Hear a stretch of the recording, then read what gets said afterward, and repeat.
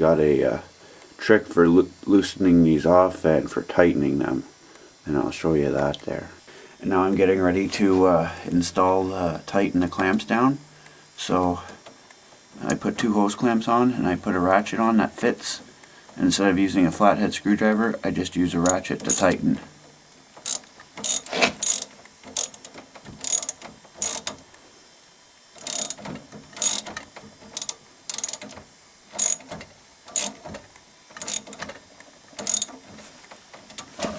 So that one's tight.